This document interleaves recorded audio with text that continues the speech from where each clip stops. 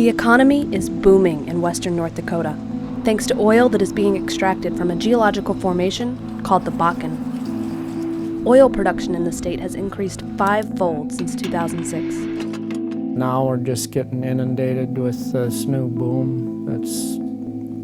Nobody's seen anything like it.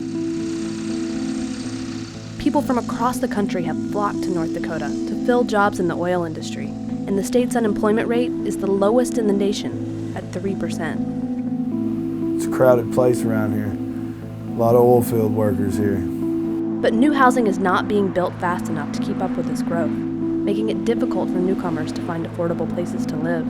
You think that they just come here with high hopes that, well, there's so much work, I'm going to get there and I'm going to get a job, and sure, they find work, but there is just no housing. Katie and Randall Spurgeon, along with their 2 children, moved to Watford City, North Dakota, from Marcus, Washington, after jobs dried up there.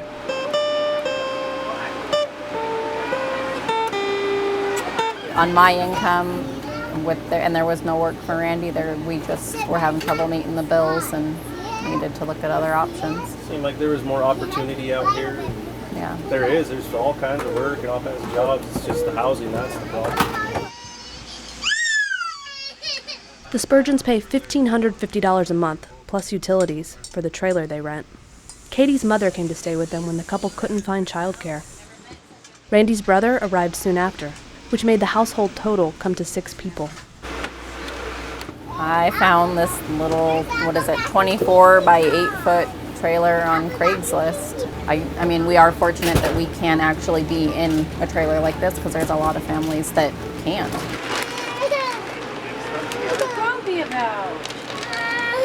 Because of the housing shortage, many companies have relied on temporary housing units called man camps to board their employees.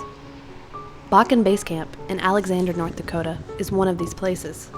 Metal trailers with narrow hallways and tiny numbered bedrooms shelter about 150 workers. So how do you get home tomorrow? You fly, and I hate flying. Oh. Bakken Base Camp, it's an awesome place. I mean, it's what it is.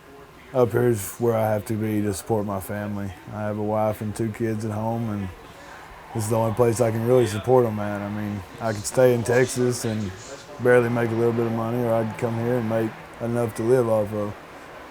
I'm not going to say it's worth the travel up here, but I mean, it is. Thinking about what I'm doing it for is what makes it worth it. The housing shortage is also creating problems for some low-income residents who lived in the area long before this oil boom happened. Rebecca Deschamps says she and her neighbors are being forced out of their trailer park by a new owner who recently took over there. Well, before all this displacement, we had a good landlord. He told us he'd never sell, but after the oil boom came along, I guess it's the money that does the talking. TJ and his wife listen too? They can't touch those. So we got a notice just before Christmas that we were being sold out. He upped the rent and everything by $200 and been trying all kinds of ways to kick us out before August 31st. And he's been threatening to shut our water off, our electricity off. We're pretty much nobody, you know. And before all this oil boom and everything, I was happy here because, I mean, my kids were, like I said, I was born and raised here. But there's people that are struggling. They're struggling. Donnie Nelson's family has lived in Keene, North Dakota for generations, ranching and farming on the land they own, which is now about 8,000 acres. In recent years, Nelson decided to lease the rights to some of his land to oil companies in exchange for royalties. He receives about $8,000 a month for this. There's benefits, of course. If you own minerals, you get royalties. Our family hasn't really gotten that until this last boom. We're getting some now, but there's a lot of both social and environmental things that I wonder sometimes if it's worth it. But in spite of the challenges that some people face as a result of oil production in western North Dakota, Nelson says that it isn't all bad. Well, I don't want to see them pack up and go. We all need the oil. We all drive cars. We all heat our houses. I think our state is the one that's letting us down the most. All they got is dollar signs in their eyes. They could regulate it a lot better. They need to slow it down.